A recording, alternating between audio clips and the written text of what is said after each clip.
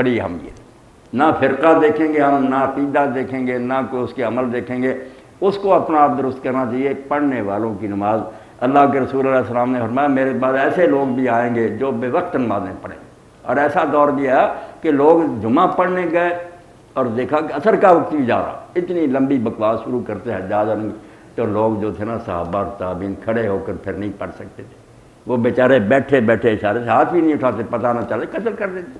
اتنی بے بسی اس وقت ہو گئی تھی جو اب تک تو بہت آگے بڑھ گئی، تو بیٹھے بیٹھے نماز. مگر حضور نے فرمایا کہ اگر ایسے بھی آ جائے نا تو لوگوں نے کہا پھر ہم کیا کریں جب نماز کا وقت ہی گزر جائے. فرمایا تم وقت پر اپنے گھروں میں نماز پڑھ لیں اور جب وہ جماعت کرائیں تو جا کر ان کے ساتھ بھی پڑھنا. ایک نفل ہو جائے گی. میں امت میں افتراق اور انتشار نہیں چاہتا، بے شک وہ بے ایمان ہوں گے. جماعت قائم رکھنا، وقت پر پڑھ لو گے فرض ادا ہو جائے گی، دوبارہ پڑھنا. ان اماموں کا بھی ذکر کیا جو نماز میں کاٹ چھانٹ کریں گے.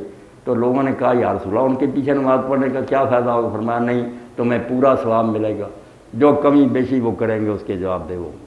مسلمانوں میں اتحاد اور اتفاق اتنا دین میں مقدم ہے کہ اس کو نقصان پہنچانے والا الہام بھی ہے اس پر لعنت. کوئی ولی کہے نا مجھے الہام ہوا جس سے مسلمان فرقوں میں بٹ جائیں، وحدت ہو جس فنا جس سے وہ الہام بھی الہام.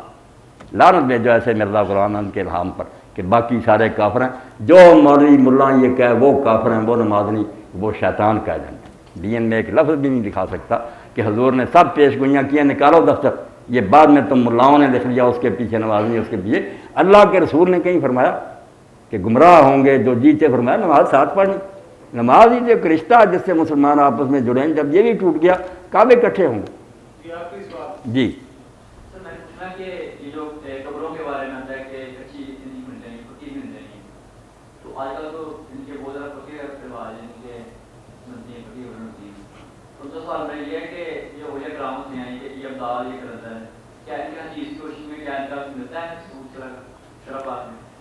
کیا دوسرا سوال پہلے اس سے بحث کرتے ہیں نا. اولیاء اللہ تو قرآن کی اصطلاح ہے نا، رسول اللہ کی اصطلاح اللہ کے دوست. مگر اس کے بارے میں بھی ہمارے ذہنوں میں جو سما گیا نا کہ یہ کوئی خاص طبقہ عام مسلمان اولیاء اللہ نہیں، کوئی گروہ ہوتا ہے جو کسی اسٹیج پر جا کر ولی بنتا ہے.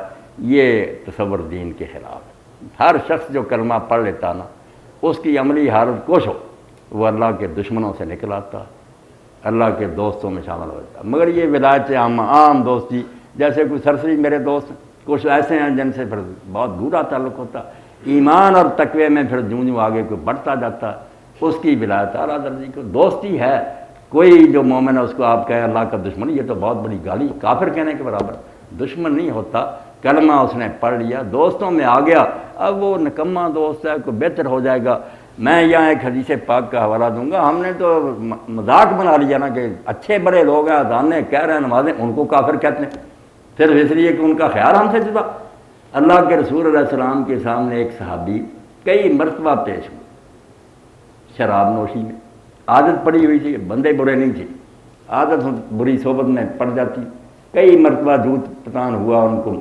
ایک مرتبہ ایک صحابی نے لعنت کر کہ اللہ کی لعنت ہے اس پر. کتنی بار یہ گرفتار ہوا بعد ہی نے حضور نے فرمایا لعنت کر کے شیطان کی مدد نہ کرو، یہ اللہ رسول سے محبت رکھتا ہے. حضور نے سرٹیفکیٹ دیا کہ بے شک عادت بری ہے یار، اللہ رسول سے محبت رکھ رہا ہے، یہ کافر ہو کر پی سکتا، کیوں تم کہتے ہو کرما گو کو اللہ کا دشمن؟ اس لیے آپ حیران شرابی عادی کو. ہم اچھے بڑے لوگ ہیں، نمازیں پڑھ رہے ہیں، اذانوں میں کہتے ہیں اشہد اللہ الہ الا اللہ، ان کو ہی نہیں مسلمان مانتے. آپ وہ گرنتھ پڑھیں پھر آپ کو تسلی ہوگی کہ مسلمان. یہی دو کلمے تھے، یہ تو ہر مسجد پڑھ رہی ہے، کیوں آپ فتویٰ کفر کا دیتے؟ اسی لیے اللہ کے رسول نے کسی برائی پر اتنا سخت نہیں کہا جتنا کافر کہنے پر، کہ کلمہ گو کو جو کافر کہتا ہے وہ خود ہو جاتا کہ ہمارے نزدیک اسلام ہی کفر ہے، اسلام وہ لایا ہوا آپ اس کو مسلم ہی مان رہے. یہی میری پکار ہے، چیخ ہے. کتابیں لکھی ہر روز میں فتاوی آن لائن پر کہتا ہوں، یہ سب میرے بھائی ہیں، بریلوی دیوبندی شیعہ سنی، ان میں سے کفر نام کی ایک شے بھی. لوگوں کی اپنی بنائی ہوئی باتیں ایک دوسرے کا پڑھتے نہیں، اپنی طرف سے ان کے بارے میں باتیں گڑ رہی ہیں. وہ گستاخی کرتے ہیں، وہ شرک کرتے ہیں، وہ صحابہ کو گالیاں دیتے ہیں. بھئی اصل کتابیں پڑھو، مناظرہ باز لوگوں کو چھوڑو، پتہ چلے گا کہ یہ ایک درخت ہے جس کی ٹہنیاں بالکل اللہ کے رسول کے دیوانے ہیں.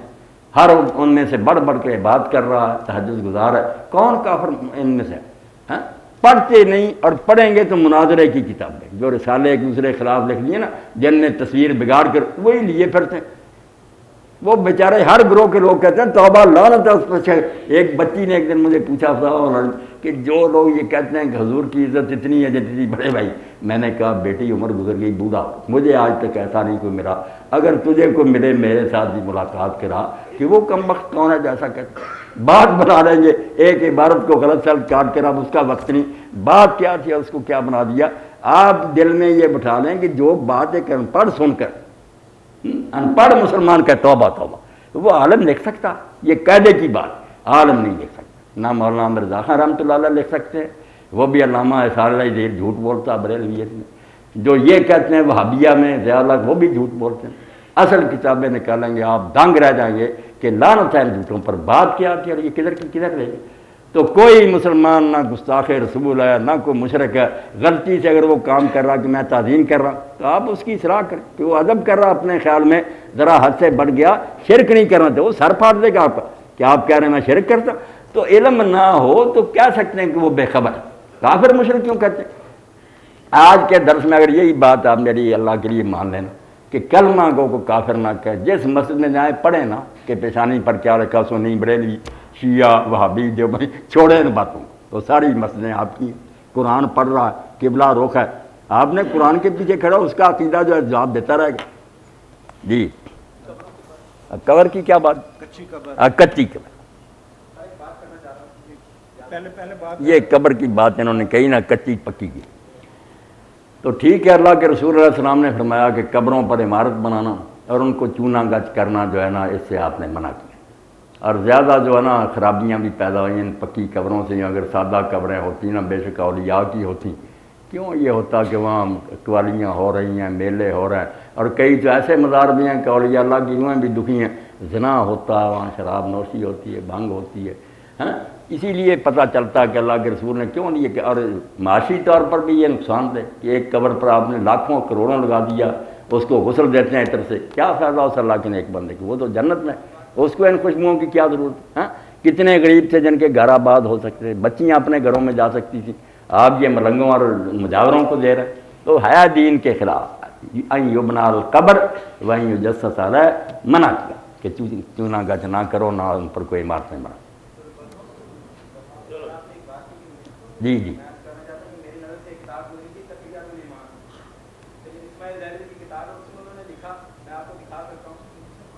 وہ میں سمجھ گیا. آپ یہ کریں کہ آپ آ جائیں. نہیں وہ میں نے سمجھ لی نا بات. اب آپ کریں نا, یہاں فائدہ نہیں. آپ میرے پاس آئیں, تقویۃ الایمان نکال لیں گے, میں آپ کو دکھاؤں گا کہ وہ اس کا سیاق و سباق کیا بتاتا. لے آئیں وہ تقویۃ نہیں, اب بات کا کوئی فائدہ نہیں. یہ بات بھائی یہ مناظرے اور جھگڑے کی مجلس نہیں ہے. آپ کو تقویۃ الایمان پر یہ نا میرے مجھ سے چھپی ہوئی ہے. آپ وہ لے آئیں, میں بیٹھ جاؤں گا, آپ کو پڑھاؤں گا کئی سطریں آگے پیچھے سے. اگر یہ بات نکل آئی تو میری گردن اتار دیں. آپ خود ہی نہیں. ہاں اگر تو سمجھنا ہے نا تو آپ بے شک آ جائیں, بیٹھیں گے. میں جو اہل حدیث حضرات کہتے ہیں کہ بریلویہ میں علامہ لکھا, میں وہاں بھی مولانا مرزا خان رحمۃ اللہ علیہ کے فتاوے نکال کے دیکھا بات انہوں نے کیا لکھی. اور میں کسی کا وکیل نہیں, میں سب ان مولویوں سے بیدار ہوں.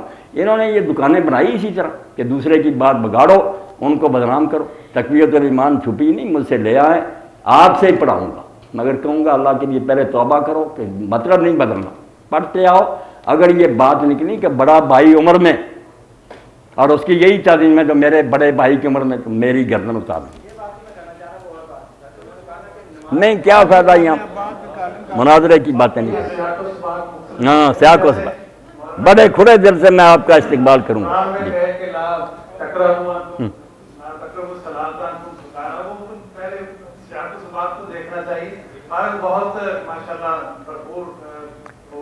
میں صرف ماشاء اللہ بڑی خوشی ہوئی. ایسے ہی ہونا چاہیے. بلا جج کی پوچھے, بلا جج کہ آپ پوچھے, سب میرے بھائی ہیں, کسی گروہ سے بھی تعلق ہے مسلم. الحمدللہ رب العالمین والصلاة والسلام علی سید الانبیاء والمرسلین وخاتم النبیین وحبیب رب العالمین سیدنا و مولانا محمد وآلہ واصحابہ اجمعین. اللہم وفقنا لما تحب وترضى واجعل آخرتنا خیرا من الاولی. اللہم استعملنا بسنت نبیک وتوفنا علی ملتہ وعیدنا من مضلات الفتن. یا حی یا قیوم برحمتک نستغیث اصلح لنا شأننا کلہ ولا تکلنا الی انفسنا طرفۃ عین اللہم انصر الاسلام والمسلمین واخذل الکفرۃ والمشرکین ربنا افرغ علینا صبرا وثبت اقدامنا وانصرنا علی القوم الکافرین وصلی اللہ تعالی علی عبد اللہ ورسولہ خاتم النبیین سیدنا و مولانا محمد و آلہ و اصحابہ اجمعین آمین یا رب العالمین۔